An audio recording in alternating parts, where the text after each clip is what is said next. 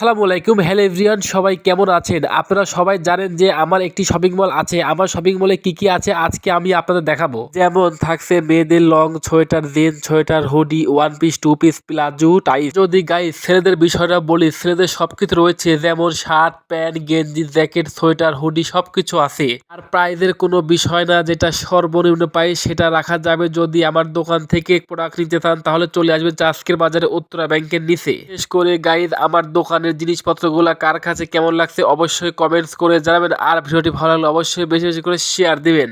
আগেও আপনারা আমাকে অনেকে কমেন্টস করে বলছেন যে ভাই আপনার শপিং মলটি কোথায়। আসলে আমার শপিং মলে চাষকের বাজারে উত্তরা ব্যাংকের নিচে অবস্থিত।